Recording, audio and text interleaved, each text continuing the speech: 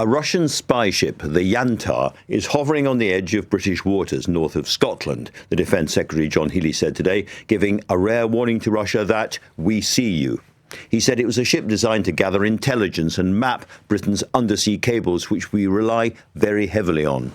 A naval frigate and RAF planes have been used to monitor the vessel, and the Yantar's directed lasers at British pilots, which Healey called deeply dangerous. Let's talk now to our reporter, Joseph Draper, who attended the Defence Secretary's address this morning. Joseph, first of all, this ship, it's because of the cables that people are so worried, yes? Absolutely. It's part of Russia's so-called shadow fleet, so-called because they disguise themselves as fishing vessels, essentially.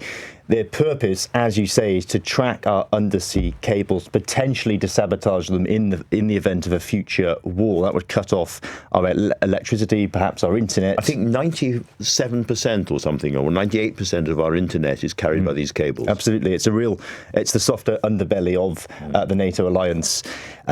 Defence sources are very worried about these undersea cables, and the Defence Secretary John Healey today gave a very troubling update on that particular ship, the Yantar, which is currently, as you say, skirting the edges of the UK waters up in Scotland. This is the second time it's approached our coast this year. Crucially, though, Andrew, it's the first time it's actually shot lasers at RAF pilots, trying to blind them, to disorient them. Clearly, that's being seen as quite a serious escalation, understandably.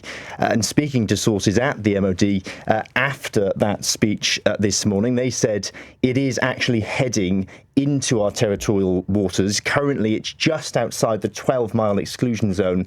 As of their last intelligence update, it is heading into our territorial that sounds waters very worrying. proper. Any sense of what we would do if it did?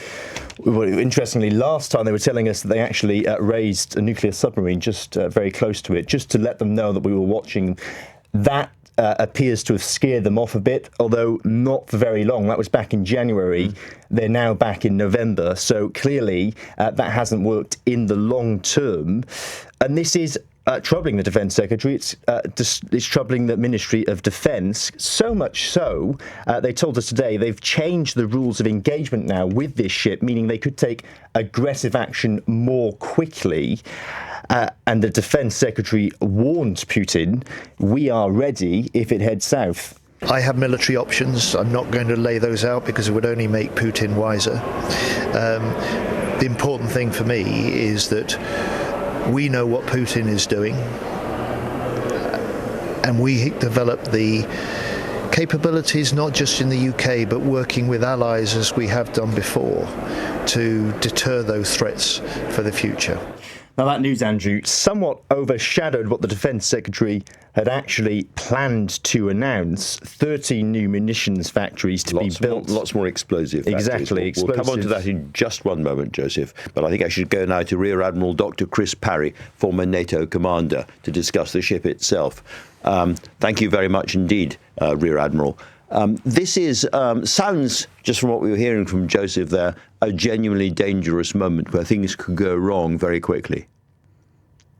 Well, yes, this is a specialist intelligence ship. There's no denying it's built specifically to not only snoop on our underwater cables, but also to pick up signals intelligence and other electronic information from some of our major infrastructure military sites. It's interesting that they've used lasers to either dazzle or try and blind the pilots. That's something we saw in the Cold War. I used to fly missions myself, and we used to fly with an eye patch on one eye, just in case these things were used and we were blinded in the air. So it seems they're going back to their old tricks again. And so, yeah, they're getting very aggressive. The simple fact of life, Andrew, is they don't like us. We're supporting Ukraine, and they're doing everything short of war right now to show that they don't like us. And I can think they're going to escalate quite significantly the more we show our support for Ukraine. That's what it's down to, really. We've talked a lot on this programme and elsewhere about these cables that we rely on so much. Is the truth that we have simply created a massive vulnerability for ourselves as a country by relying so much on undersea cables? Very much so. But Andrew, the same is true in space. We're giving space a big ignoring at the moment. We're going to have 38,000 satellites in low Earth orbit. And even now, China and Russia are deploying capabilities in space to interdict and interrupt those satellites. They're doing the same with the cables. I have to say, Andrew, I first brought this up in a book in 2014. I lent the book to members of the government, and 2 years later, Rishi Sunak wrote an article on it. So I've been warning about this for about 11 years now. And of course, as usual, if it's not within the electoral cycle, it gets a stiff ignoring. So we're coming to this very late and we're playing catch up. I mean, the fact of life is, as Edward Snowden revealed, we have a capability ourselves to interdict and actually intercept messages in underwater cables. The Russians are trying to do the same. But it really relates to really being very upset about what we're doing with regard to Ukraine. And they're saying to us, if we could actually do something hostile, we'd do it. But we don't want to go to war with you right now because it involves NATO, it involves the United Kingdom. But actually, we should be under no illusions whatsoever. This is right at the bottom level of warfare. It's called grey zone warfare. And it's really happening. Can I ask more generally, do we have the naval capabilities we're going to need going forward if, grey zone becomes, I don't know what the next zone up is, but it becomes more dangerous? Because John Healey was saying, we are investing a lot more in our defences, and that's true. But a lot of MPs think we're not doing nearly enough, nearly fast enough. Andrew, that's absolutely right. I mean, you don't have to be an MP to notice that. We don't have the weapon stocks. We don't have the personnel. It's no good saying to a dictator, such as perhaps Hitler in 1929, we'll be ready for you in 1939, if that's okay. We need to get a Teuton, to tell you the truth. They have a lot of munitions. What people underestimate is that Putin has a lot of stuff that he's not using in Ukraine right now, which he's projecting into the Baltic area and also into his western military district.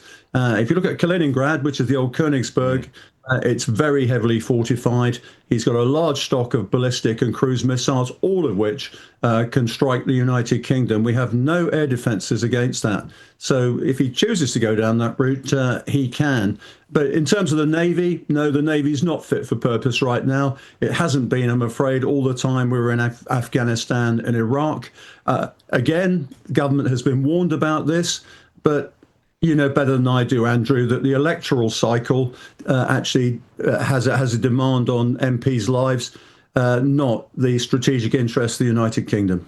Well, Chris, thank you very much indeed for that. You have ensured that I will sleep less easily tonight. Thanks a lot.